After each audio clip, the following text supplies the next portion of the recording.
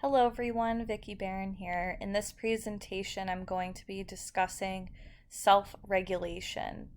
And this presentation would be for my fellow colleagues. I am a high school freshman science teacher.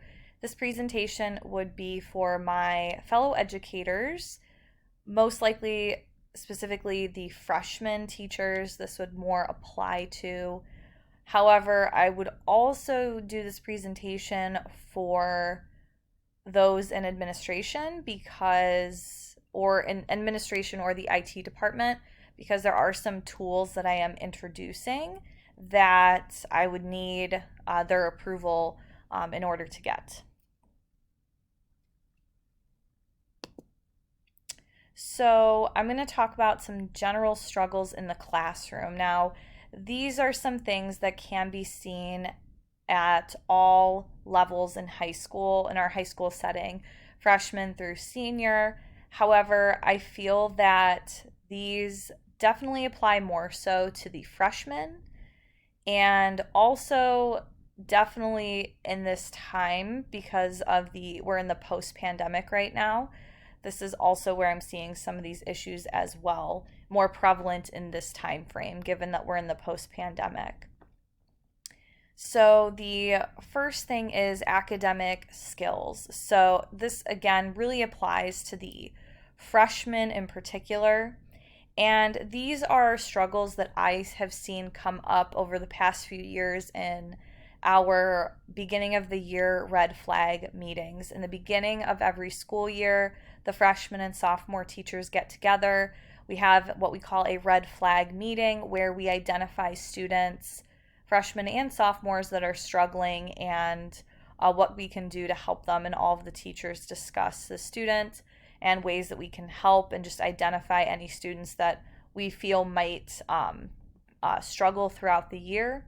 But we also discuss the freshman and sophomore classes as a whole, and these are some issues that have come up every single year and have definitely been amplified post-pandemic.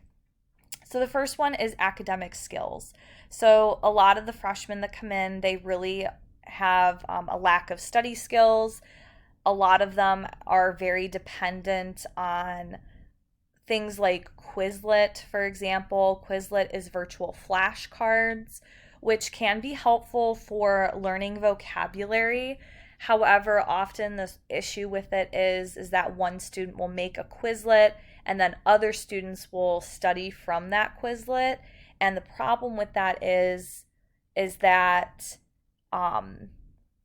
it's a lot of it's all memorization, which is not what every single test or quiz is. Sometimes it's application, and also the student is not making their own study guide themselves.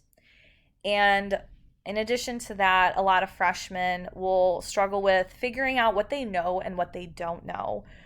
Oftentimes, if you ask them, hey, what are you struggling with? Some of them have a hard time verbalizing specifically what they're struggling with. They'll just say, I don't understand anything.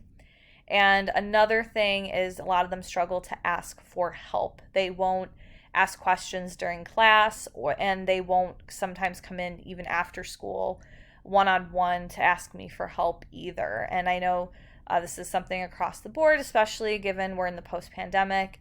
Some students have a lot of social anxiety around that. Another big struggle is technology and misuse of it in the classroom. We are a one-to-one school. We use the Microsoft Surface Pro, and the biggest struggle a lot of freshmen have is playing games on their computer, using their cell phones, and also using the messaging system on their computer as well. We are a Microsoft school, so we would use Microsoft Teams, and the Teams had a chat feature that a lot of students would use to message back and forth with their friends throughout the day. And it actually got so bad that IT actually disabled it for the students towards the end of the year. So definitely an issue with technology in terms of distraction. And then this one definitely applies to the freshmen in particular, very heavily, is time management. As freshmen, they're maybe not used to having such a full packed schedule and the amount of homework. So, and a lot of them are also involved in sports after school. They're in a club, they want to hang out with their friends, whatever. And a lot of them really struggle with their time management. So many of them stay up so late doing their homework, and I'm not sure if it's because of just they just cannot manage their time when they get home from school in terms of, being productive and getting their homework done. So, from a cognitivist approach, in terms of self-regulated learning, which self-regulated learning is actively engaging in the learning and monitoring the progress towards the goal. So that's what self-regulation generally is. And using this cognitivist approach, there are 3 parts to that self-regulatory process. Now, this isn't really like step by step necessarily. These kind of are all happening at the same time. So let me just discuss each one. The first being self-observation. This is similar to self-monitoring in that students can observe and think about their own learning. Am I understanding this? Am I not understanding this? And then asking a question. And I think this is where a lot of students struggle because they are not sure in terms of where specifically they are struggling. So as teachers, I think it's really important that we try to get students to really think about, okay, what specific part of this problem are you struggling with? Instead of just saying, I don't get any of it. Okay, really think about which of these pieces do you not understand? So that's the first part, is self-observation. Another part, I should say, not the first part, just a second part, not that this is in the sequential order, is self-judgment. So not only can the student recognize and observe that they're not understanding something, but they can also judge their understanding. How are they going, or how are they working towards a goal? And this will really inform motivation. If a student feels like, they're making progress or not making progress, depending on the feedback that they're getting from the teacher, can really determine if they're going to stay motivated or not. And when I talk about goals, it's really important to remember that goals need to be appropriate. As a teacher, if you have a really large project, it's so important to break that project down into smaller sequential steps, into smaller steps for students, so they can track completion of those smaller steps in order to work towards the larger goal. And it's also important to remember to keep these goals obtainable and make sure that they are doable. And the last piece here, evaluation is technically a separate piece, but I'll still talk about it here, is self-reaction. So how is the student responding towards the progression of the goal? If they are making progress, most likely, they're going to continue to work on maybe those smaller steps towards maybe a large project. However, if they are not making progress, their motivation could be really low and they can give up. So as teachers, it's really important that we are helping students who are not making progress, and maybe there are these small steps that you broke down for the project. Well, maybe for some other students, maybe you need to break them down into even smaller steps for that student so that they don't give up and they don't feel unmotivated to keep going. In the classroom setting, here are some ways to address some of those problems. The first being strategy instruction. So as I mentioned, goal setting is super important for students. Not only it shouldn't just be the teacher that is setting the goal, the student should also be part of that goal process in terms of what they want to achieve, whether it is academic or behavioral.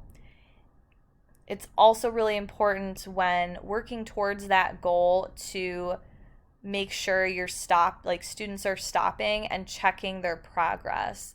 So whether that's something that the student does at home on their own or it's something that you do in the classroom, it's really important to stop and say, hey, are you understanding this? If not, okay, let's go back and read through this again, or let's go back and address this issue again, so that students are making continual progress. Another important strategy is self-talk. Oftentimes students can have some negative self-talk, such as, I don't get this. One thing that you can do as a teacher, and it's a very simple change in language, but this can be super impactful. Instead of saying, I don't get it, you could say, I don't get it yet. I don't understand it yet. So that way students feel like, okay, it's not like I'm never going to understand it. I'm just at a point where I'm just not getting it quite yet. And I think that's really important, to create a classroom environment where it is okay to not understand something. It's okay if you don't get it the first time, as long as you're making progress towards your goal. And I think that's something really important to focus on in the classroom, is progress over perfection. Working towards something rather than just, hey, you have to get it right away, because that's not how things work. And another strategy is cooperative learning. Having students work together with partners can also be very beneficial as well. Time management. So there is a inventory that one can take in terms of ways to be more efficient with studying. So this is called the LASSI. So this is the Learning and Study Strategies Inventory. So this is a it says there's 60, but I took it, there's 64 statements that one would answer, and based on that they'll give you a results, and from there are some resources down here to help with that. So for example, I took this, I scored low in the attitude department, so I clicked on one of these resources, and one of them could be this, again, that self-talk that I mentioned, positive thinking versus negative thinking, something so simple to change students' attitudes towards their learning. I don't understand something yet, or I want to improve, versus just saying I don't get it. Progress over perfection, I think, is really important. Going back to our presentation here. And in addition to time management, maybe have students do a time log where they write down everything that they do in a day, or maybe some type of app that they can put on their computer or their phone to see, okay, how much time am I spending on TikTok? How much time am I spending on Snapchat? And I think having them do that can really have an impact on, wow, I'm wasting so much time on these certain things.